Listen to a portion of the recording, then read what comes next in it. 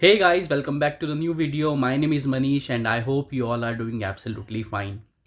तो आप लोग इमेजिन करो, आप मंडे मॉर्निंग ऑफिस अपना लैपटॉप ओपन करते हो और आपको एक मेल आई होती है जिसमें लिखा होता है you failed the internal examination, so kindly submit your resignation. और आप सोचते हो कि यार ये एग्ज़ाम, कौन सा एग्ज़ाम, कौन डिसाइड कर रहा है कि कौन सा एग्ज़ाम मैंने दिया और मेरी जॉब रहेगी या नहीं रहेगी। तो ये रियल स्टोरी हो रही है भाई, ये रियल स्टोरी हो रही है टीसीएस जैसी कंपनी में। TCS is in news for all the bad reason. सबसे पहले फोर्स रेजिग्नेशन, फिर उसके बाद जो उनके ऊपर फिर लॉ सूट फाइल हुआ $194 मिलियन का। और अब ये थोड़ा और एक कुछ समझ में आ रहा है कि वो इंटरनल एग्जामिनेशन में लोगों को फेल दिखा के उन लोगों को रेजिग्नेशन डिमांड कर रहे हैं। मतलब एक तरह से फोर्स रेजिग्नेशन का दूसरा केस हो गया ये। तो भाई ये कोई फ्रिक्शन नहीं है, जैसे मैंने आपको बोला ये रियल एम्प्लॉयज़ की कहानी है जिसे आज हम डिटेल में ब्रेक डाउन करने वाले हैं। तो यही होने वाली है आज की वीडियो। आई होप आप लोग को वीडियो पसंद आएगी। वीडियो शुरू करने से पहले अगर आपने मेरे चैनल को सब्सक्राइब नहीं किया है तो प्लीज़ मेरे चैनल को सब्सक्राइब करें, वीडियो को लाइक करें और वीडियो को अपने दोस्तों के साथ शेयर करें। तो चलिए इस वीडियो को शुरू करते हैं।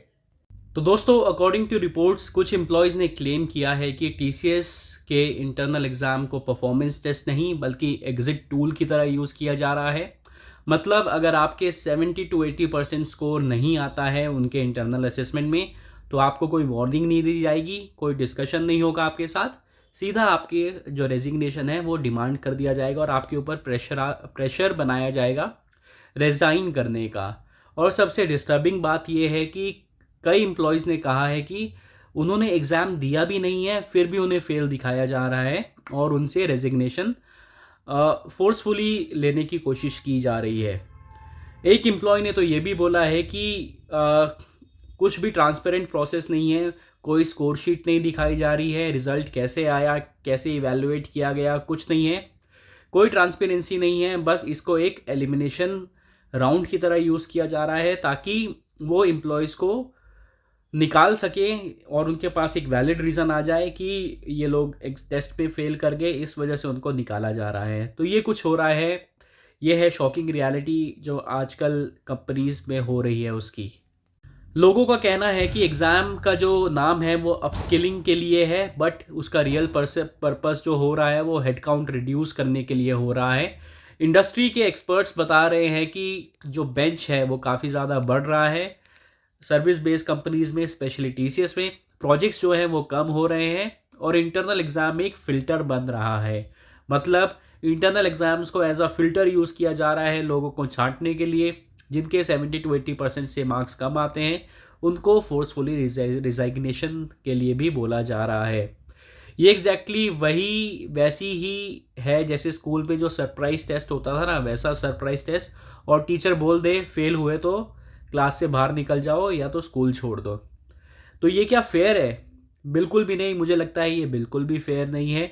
अगर आपको एक इवैल्यूएशन लेना ही है तो उसका एक क्राइटेरिया डिफाइन होना चाहिए, आप कैसे मार्क करेंगे वो सब डिसाइड होना चाहिए और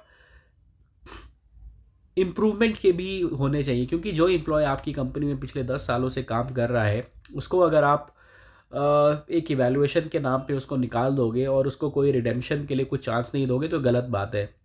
और सिर्फ 10 साल नहीं, जिन लोगों ने 2 साल के अंदर कंपनी ज्वाइन की है, रिपोर्ट्स में बोला गया है कि 2 साल एक्सपीरियंस वाले एम्प्लॉयज़ को भी निकाला जा रहा है। तो सोचो क्या हालत हो गई है यार टीसीएस की।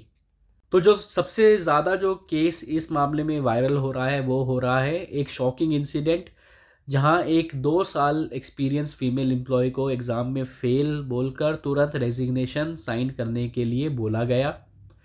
उन्होंने रीज़न पूछा तो एचआर बोलता है you didn't meet the criteria. पर क्राइटेरिया क्या है, स्कोर कितना था, पेपर कैसा था, किसी को कुछ नहीं पता। एफआईटीई जो एक संस्था है जो लेबर से जुड़े मामलों को उठाती है, वो एक यूनियन है। एफआईटीई जैसा यूनियन जो है वो बोल रहा है कि अगर एग्ज़ाम से जॉब डिसाइड होती है तो एटलीस्ट एम्प्लॉयज़ को रिज़ल्ट तो दिखा दो कि तुमने क्या रिज़ल्ट आया है, क्या कुछ आया है, क्यों तुम्हें रेजिग्नेशन के लिए बोला जा रहा है। और जब फॉर्म्स मंगाया तो जवाब था कि नॉट अलाउड टू शेयर। मतलब आपकी जो नौकरी है उसको इवैल्यूएट किया जा रहा है, आपका जो प्रेजेंस है एक ऑर्गेनाइजेशन में वो एकदम ताक पर है। और जब आप बोलते हो कि यार फॉर्म्स तो शेयर करो, क्या मेरा रॉन्ग था, रिस्पॉन्स क्या करेक्ट था, तो बोला गया है कि नॉट अलाउड टू शेयर।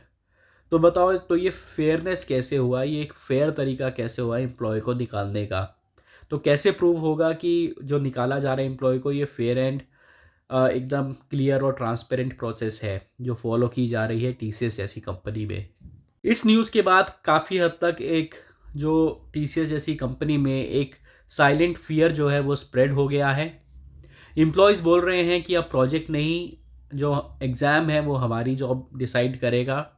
एक बार फेल हुए तो क्या लाइफ में फेल हो गए क्या? मतलब आप निकाल ही दोगे।